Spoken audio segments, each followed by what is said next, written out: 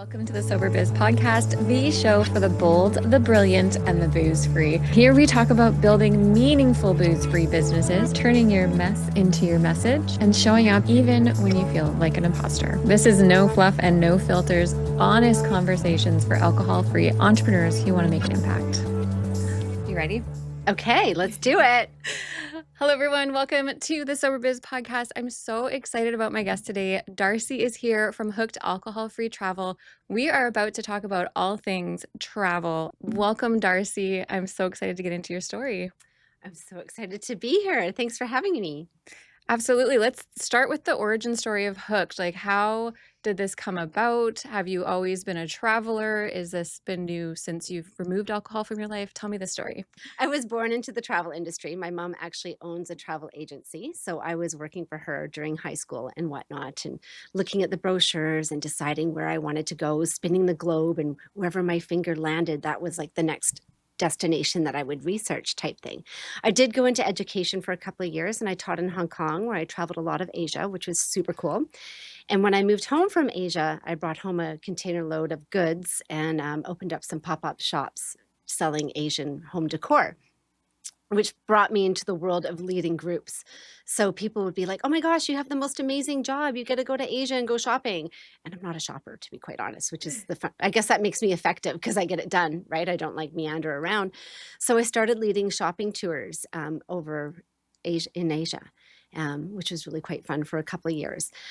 Then I had children, and I was working in the travel industry as a sport team travel girl, doing hockey travel in particular. And then I got sober. So still loving travel and everything that it is involved in travel. I got sober and realized I don't want to travel with the people that I normally traveled with, right? Because there was a lot of partying, there was a lot of getting up late and staying out late and really not even seeing the destination. It was all about what was happening at night. And to be quite honest, all nightclubs and bars look the same. They just have different accents. Right? I did one or two trips with my cousin and some girlfriends, and I found myself sitting in the hotel room by myself while they went out at night, just to avoid temptation. And just, I didn't like it, right? I just didn't like that vibe. They weren't doing the things that I wanted to do. So fast forward a little bit, we're in COVID, and I'm online on Instagram, and I see a girlfriend of mine, and she had quit drinking and started an alcohol-free coaching business. Wow. And I was like, oh my gosh, that's so cool. So I connected with her, and we had coffee, and she was talking about how she was leading this alcohol-free lifestyle, and I was talking about how I had been leading an alcohol-free lifestyle for, at that point, about 5 years. Wow. But was really in shame and kind of like holding my head and low and not letting people know that I was leading this life. And she suggested that we take a trip and maybe invite some people that we knew that were living alcohol-free. And I was like, yeah, that's a really good idea. And then she's like, well, maybe we should start a alcohol-free company, an alcohol-free travel company, and make it women only. And I was like, why would we do women only? I was single at the time, right? Like, why would we do women only? That knocks out half the population. We had about a 45-minute coffee, I would say. And in that span, we started researching names of companies and researching other alcohol-free travel companies, and decided that we were going to open up this alcohol-free travel company, and then that was it. And then we came up with the name Hooked, and eventually April had to leave. So she has a alcohol-free beverage company that she works for, and that was skyrocketing, and she couldn't give the attention that she wanted to Hooked. So now it's solely me. Wow. Yeah, and we're still going after 3 years. Told you, long story. That's an amazing story. So what is the difference between, like, before you're talking about when you're traveling and you're not alcohol free and you just end up at the bars? I love how you said that. It's the same bar, different accents everywhere you go. It is, Yeah. right? No, they got the same paraphernalia on the walls, and they're selling the same products, different products, and, they just have different accents. And as a sober person doing those things, yeah, I mean, at that point, I would have been new into my journey too. So there was the temptation. Right. But I mean, I don't think it really matters what point you are in your journey. Do you really want to be around people that are slurring their words and saying stupid stuff? Like, it's not fun, right? Yeah. Like, I know now as a sober person, and I'm 8 years into my journey now, and when I go to corporate events and people are drinking, I'm the first one to arrive and I'm the first one to leave, Right. right? Like, I'm there and I enjoy it for that Mhm. first hour, hour and a half, but then there just comes a point where, yeah, I don't want to be here anymore. And it's not the temptation anymore. I just generally don't like it. Yeah, I had a very similar experience because I host karaoke events and I was like really immersed in the bar scene and I love going out and I love having fun. But I was finding myself after that first hour and a half, I'm like, oh, I'm just not enjoying it. Like, it's not like I feel like I'm missing out. I just don't want to be here anymore. Yeah, Is it's everyone thinks they're having this great time, but really they're just like four people sitting at a table by themselves being loud and sloppy. Like, exactly. yeah, Right? Yeah. absolutely. So, what do you find is the biggest difference between when you were not alcohol free and traveling and now that you fully immerse yourself into the experience and you don't consume alcohol? Okay, so the timing is different. We get up earlier and we experience more of the culture and whatnot during the day, and we go to bed earlier. But I'll tell you, the main difference is, can I say the bull crap? Yeah, yes, you can. So it's the facade that people carry when Mhm. they're traveling and the non-authentic relationships that take place in a drinking person. Mhm. Right? When you're traveling with Hooked, you're down to the nitty-gritty. You're getting those belly roll laughs right off the top because people are authentic and they're just not talking about the weather. They're talking about what makes them tick. They're talking about what gets them excited, where they've been, what they've experienced, and you just don't have that bullcrap layer. Mm. I love that. And do you find I know a lot of people get travel anxiety, and one of the reasons you pick up a drink when you get to the airport, it's that fear of flying or whatever comes up for you. How do people handle that getting onto a plane without, like, numbing, without having that dampening? Mm, I find that most people that are traveling with Hooked do have a couple of years. Yeah. Right? So they're at a place where they're comfortable and going. Mhm. And I mean, I understand what you're saying because Yeah. I felt that before myself. And we do have a lot of coaching beforehand. Like we always have a group chat that starts probably a month before the trip takes place. Yeah. But people are coming from different destinations. So we're not necessarily flying together. Right. On occasion we are, but not necessarily. It tends to be meeting in destination. Mm. So when we did Italy, we all met in Milan, right? And then everybody kind of finds their own way to the hotel, and Yeah. that's where you're meeting. Because, if you're flying from New York, you're landing at one time. You're flying from LA, you're landing at another. So it's very hard to control that actual initial flight. But Right. yeah. I guess I'm thinking because, like, for me, I never had any experience flying before I actually put down alcohol. Like, it wasn't even on my mind that the world could open up for me like that. And I dealt with anxiety and panic disorder for a lot of my 20s. And so getting on a plane for the first time was really terrifying to me. And once I got through the experience, I loved it. But Mhm. that just initial, like, and also, they also will offer, like, champagne and things on a flight as well. Don't you hate Yeah, that? it's so strange. And free too, and I'm like, "Why?" Oh, I know. That's so irritating. Yeah. They're better now, though. They are. Okay, They good. are. Yeah. I know. Well, our local Flair Airlines, they have Yeah. mocktails on board. Oh, beautiful. And I think WestJet does. I know Air Canada's following suit soon. So they're learning. It's They're changing. learning. They're That's learning. It's good. changing. But yeah, so I had to learn about certain things before I got on the flight. Like if you are in a 12-step program, you can actually ask for a friend of Bill at the airport and get connected. Really? Yeah. Oh, you're teaching me Oh, now. cool, cool, Okay. cool. Yeah. So like just little things like that. Also, obviously getting some tools about mindful breathing and all that stuff really, really helped me. And then having that friend, that person there, and especially if you're going with a sober group, like there's people there that, like you said, you can take the bullshit off with, right? Mhm. And just let them know what's going on and be honest about it. You don't have to hide yourself or numb the experience. I think that's really cool. It is really cool. Yeah. For sure. Okay. So you just came back from the world's first alcohol-free wine tour. I did. I tell ya, drum roll. That was a big day. That was a big trip. I was super proud of that itinerary. You know, we were a pioneer. Like we literally went to alcohol-free vineyards and sat there with the owners of the company, and they're like, "Wow, this is the first time that this has ever happened." Right? I mean, it's not just saying, "Oh, the world's first." It really was the world's first alcohol-free wine tour.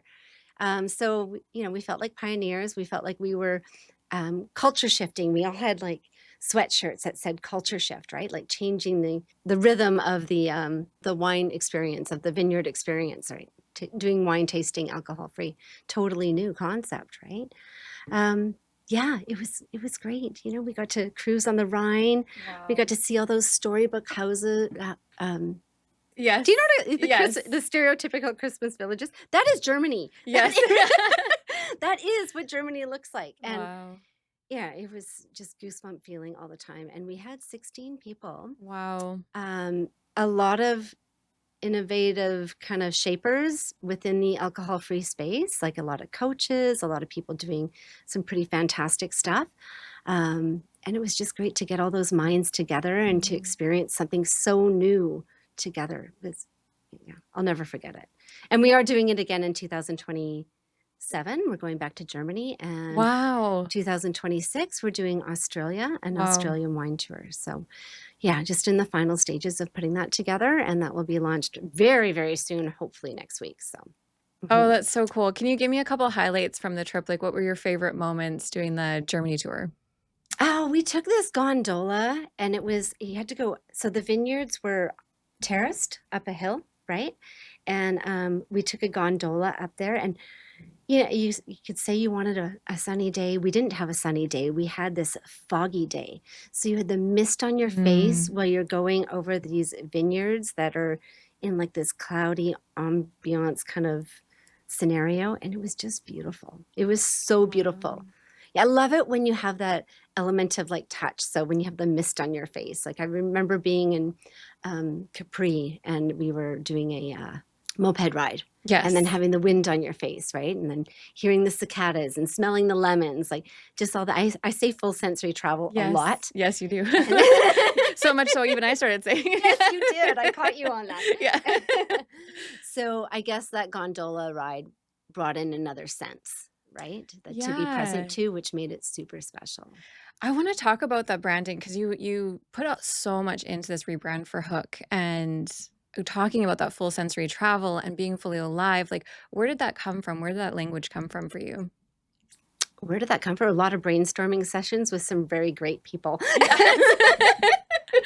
I'm not the marketer, but Right. they just, you're in that, Yes, right? yeah, Like yeah. they people just listen to your story, and they like take out like one sentence, and then all of a sudden you have this fantastic rebrand, right? But you S- really do feel that, like, when you're talking about these experiences, you talk about it as if you're just fully immersed and, like, even just noticing the mist on your face, like, that's not something you get when you're there for the party and numbing yourself and not fully being present and Right. alive, as you say on And your think of Hook what, trips. what I said Yeah. before. Like you're in a bar, you're Yeah. smelling stale beer, Yep. and you've got like neon lights in your face, and it's dark, and maybe some deep fried food, maybe? I Yes. don't know. Like, let's kinda envision that's what my trips looked like in Europe before, to, listening to the cicadas and smelling the lemons and having the mist on your face, and yeah, I get brought to tears all the time, I can all the imagine. time.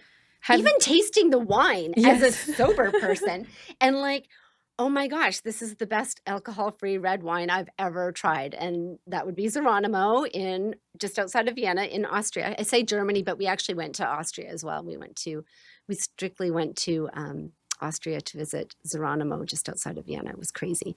But this red wine, I mean, I had a tear in my eye, like, just having that full experience take place in my mouth, and, like, it was like I never noticed that before as a drinking person. I drank Yeah. wine to get drunk. Right. Yeah. It Yeah. wasn't the tannins and the aliveness and the bubbles in my mouth that I couldn't have cared less, right? And I know there are people who experience wine that way with They do. alcohol in it. I was not one of those people. I No. I was much like you. I just wanted the experience of getting drunk. Um, but what an amazing thing that you're able to give that to people now that don't want to wake up with a hangover and don't want to experience like feeling ill and not getting a good sleep. damaging their liver or those kinds of things. Like you Dying don't young. exactly Poison. driving home, like all of that.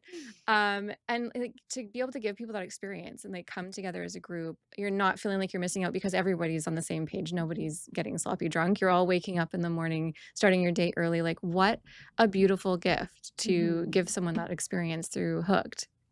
What is your absolute favorite trip that you've been on so far? I know you've done Greece.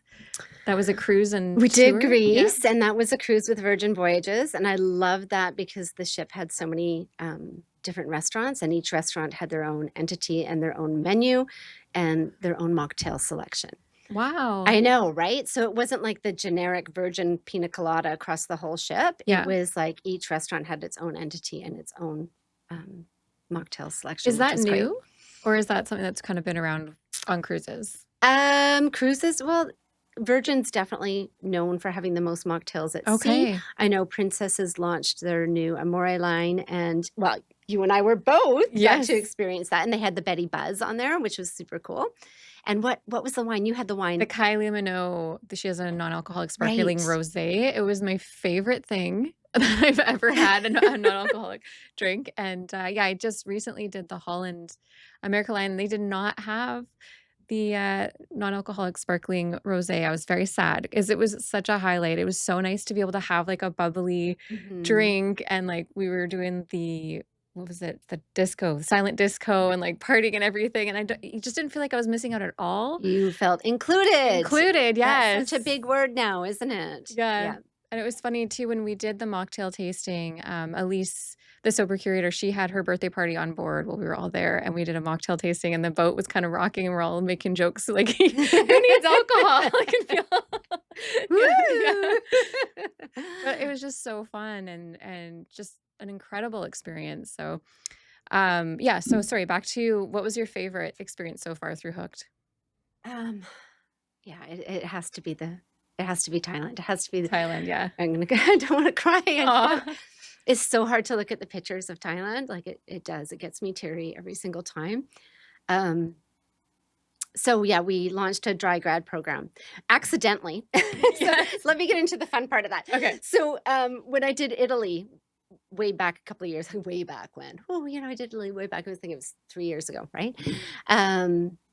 I took my son. So I had to meet a quota. I had to get like 14 travelers, I think, on that trip. And I'm like, you know what? I want to take my son on a graduation trip. He's going to come to Italy with me, right? Yes. And it was an alcohol-free, it was a Hook trip. And I told my son, and he's like, okay, well, yeah, I'd love to go with you. And I'm like, okay, but you're going to be with a whole bunch of people like that are alcohol-free. He's like, I don't care. I got to go to Italy, right? And about a week later, he's like, Mom, I want my friend Josh to come. And I'm like, and I really went into shame. Like, I don't want to tell Josh's parents that, I'm leading this alcohol-free tour because they might pass judgment onto me as a parent. I don't know. Right. You know how our brains go really crazy stupid and spiral, I do. Right? So that was my spiral, just letting it out there, right? And my son was just like being really adamant, like, I want my friend to come. I'm like, okay, I'll just swallow my pride. And I called up Josh's parents and I said, look, I'm leading this alcohol-free tour in Italy. Dayton's going. Dayton wants Josh to go. They didn't ask me how much it was. They didn't ask me what destinations. They just said, who do I make the check out to? Wow. And I was like, oh, okay, that's really odd, but great. And then another week later, he asked for his friend Trevor to go. And it was the same experience. These parents were so eager to give me money. It was the quickest sale I've ever made in my life. And anyway, so we went, and it was a great trip. So I had these 3 teenagers, and the rest of the group was leading an alcohol-free lifestyle. Some were in recovery, some weren't. And we actually had a travel writer from the Globe and Mail on that trip too. So a lot going on that adventure. And it was super successful, right? And then the next year, 2 years later, my other son was graduating from high school. And I'm like, okay, so there's clearly something to this teens traveling alcohol-free, that the parents feel it's safe, right? They're not worrying. They think it's a great concept. So I started marketing it as an alcohol-free trip, and I called it the Dry Grad Program, right? And we went to Thailand. Wow. Like, okay, so let's take a whole bunch of teenagers to Thailand where everything is full sensory in the wrong way. Right. Or they're known for being full sensory in the wrong way. Like we Right. can list off the things that Yeah. Thailand is We've all known seen for. White Lotus. Yeah. Yeah. And I've got these teens and we're going to Thailand and we're doing it clean, right? We're rock Mm. climbing, we are snorkeling, we are doing cooking classes. Those are the things that come to mind right off the bat. But we also spent time in this elephant sanctuary. So I wanted a give back component on a secular level, right? There's a lot of programs out there that you're building schools and whatnot that are involved in a church or a ministry. Right. But I wanted it to be secular. So we did this give back at an elephant sanctuary. And a lot of people go to elephant sanctuaries and they, have a 3-hour experience where they bathe the elephant and, then be on their merry way and go stay in Right. their fancy hotel. Yes. That is not what we did. We did 7 days at an elephant sanctuary. And it was like a fancier campground. We had our bathroom facilities that were removed. So you didn't, and then it was like a cot, like a very thin mattress on a cot. There was no aircon. And I know In I'm making Thailand? it's in Thailand Oh, in wow. the summer in Okay. July. And you were on the elephant schedule. So you are literally starting work at 6 a.m. because the elephants wake up and that's when they want to be fed. So we are giving them these nutritious meals because a lot of them are on special diets. They are rescued elephants, right? You're not riding the elephants. You're not, no, they have been ridden before in the past and it didn't go well. Okay.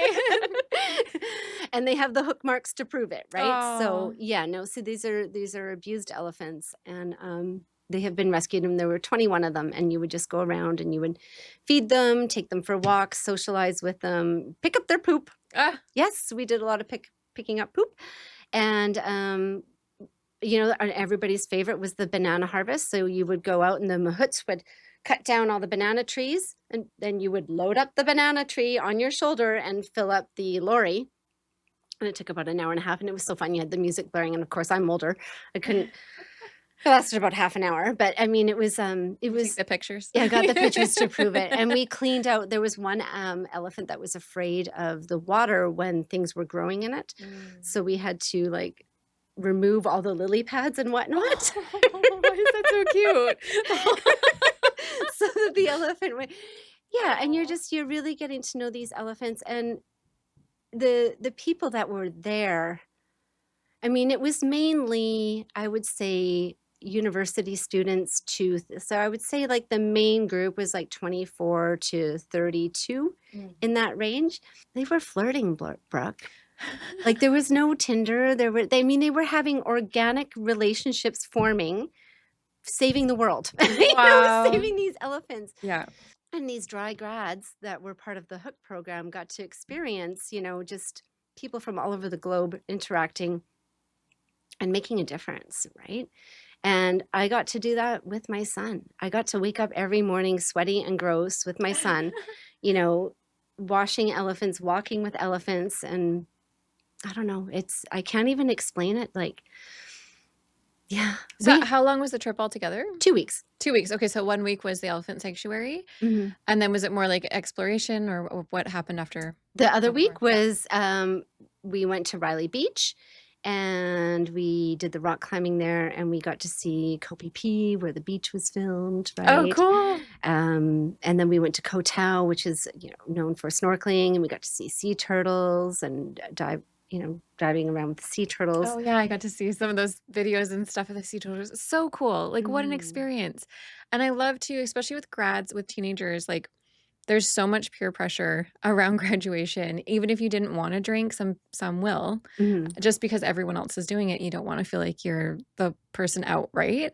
So to create this experience where a teen can come and just enjoy a trip and not have to worry about that peer pressure. Everybody there is not drinking and also getting that full sensory experience and Right. working through those uncomfortable moments, the insecurities, the anxiety and all that kind of stuff and doing it together and then giving back. What a cool experience. I was talking to a mom the other day and I was telling her about this Yeah. dry grad trip that we did. And she goes, oh, that's so amazing. She goes, I have goosebumps listening to you. You're teaching them how to have fun.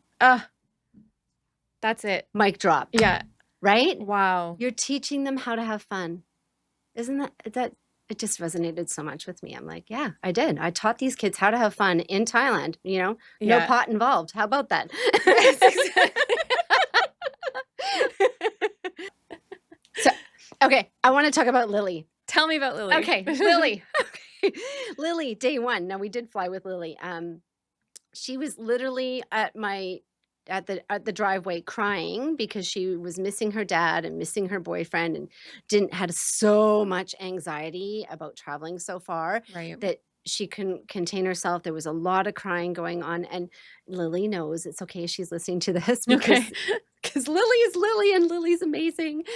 I was feeling like, oh my gosh, what are we getting into? Like, is she going to be able to handle this? Right. And when she got into Thailand, her grandmother was with her on this trip, which was super special. That was grandmother's gift to her. It was a grad trip.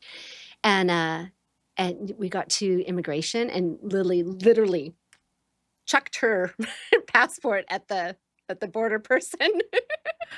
Here you go. She chucks it over, right? And we're like, oh my gosh, that was a bit aggressive, right? And anyway, she was having a lot of struggles and a lot of anxiety and really questioning if she should be there, right? And by day 3, I think we were in Riley Beach and we were rock climbing, and she was like booting it up this like stellar cliff, right? And she was coming down and she was doing like a testimonial in front of the camera, like, I just did this and I'm a girl and I beat Brady and blah blah blah blah blah, right? And she was so all over it, and she had so much anxiety about like being in water that wasn't a pool. Right. She's okay in a pool. She's actually a lifeguard.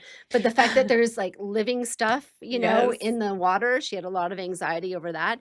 And then, the first time, and she was very hesitant. And then she was like jumping off the boat and like deep sea under the water with the sea turtles. And like it was just to see the transformation in that girl was phenomenal. She didn't want to go to the elephant sanctuary. She had a lot of hesitation about that.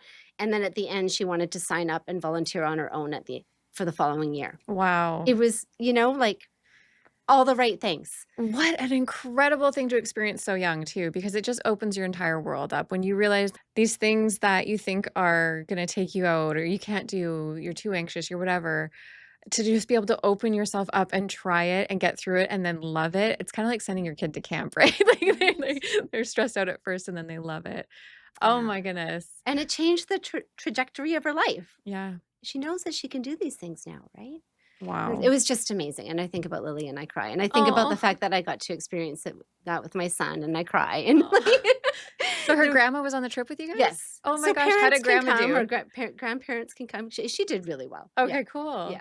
Was she hucking those trees as well? Or No, her Okay. grandma actually didn't participate in the elephant sanctuary part, but Okay. another parent did. So there were 2 adults and 4 teenagers at the elephant sanctuary.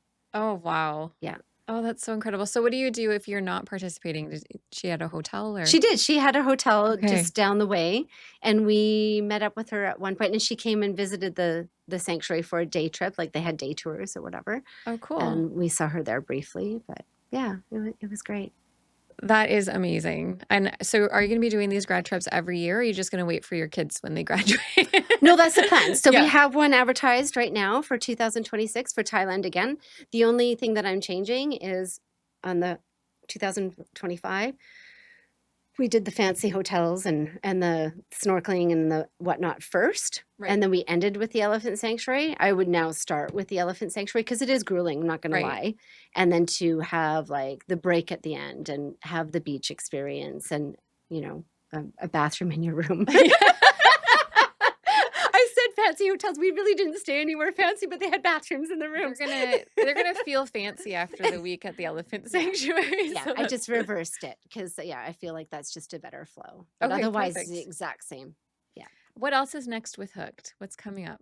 Well, we have the Australia Wine Tour in 2026, and the El Camino is taking place in 2025 June. No, 2026 June. Sorry, my bad. Yeah, and that's, following a pilgrimage walk for over 100 kilometers. And yeah, it'd be completely new to me. I've seen lots of shows on the El Camino and talked to lots of people that have done it. I have never done it, so it's just as new to me. And I can't wait. And it's definitely taking off. So we have 7 people on that group already. We have space for another 7 more, but it's definitely a go. All right. So where can everyone find you if they want to get connected with you? And also they can plan their own trips through Hooked as well. Is that right? Yes, you Yeah. can. So if you're not into a group departure and you're just wanting to take a trip with your girlfriend or a solo trip or, a trip as a couple, we definitely help people still. And we give recommendations of restaurants and whatnot to visit, or what I call the full sensory experiences, doing like a little, what do you call it, an excursion that Right. might, you know, tap into those full sensory taste buds. Beautiful. So you basically put together the itinerary for them to have that experience alcohol free, share with them Exactly. based off of your experiences, or do you research these places? Like, how do you? Well, I'll research things to do Yeah. that alcohol free in the area. I dive a little bit deeper at times because I have quite a few followers on my Instagram, and somebody's from Chicago. I'll actually contact that person in Chicago and say, "Hey, you're leading an alcohol free lifestyle. I'm sending some people here. What do you suggest they do or go see?" And get a local's perspective, which I think is definitely going the extra mile. Yeah. You're not going to get that from a regular travel agent, right? So, 100%. yeah. That is so wild. I'm super excited to see what's gonna happen with Hooked in 2026. I Thank had you. so much fun going to Alaska with you, and I'm excited to partner with some things coming up as well, just some little day trips and things like that going on. Where can everyone find Hooked? How do they get in touch with you? And, where can they figure out how to book their next trip with you? Okay, so our website is hooked-on-travel.com, or Instagram is where we will post first. We don't do all platforms, but Instagram we definitely are consistent with, and that's at Hooked Alcohol Free Travel. Yeah. Beautiful. Thank you so much, Darcy. This was an incredible chat, and, yeah, I'm so excited for the future. Thanks, Brooke. Okay, we did it.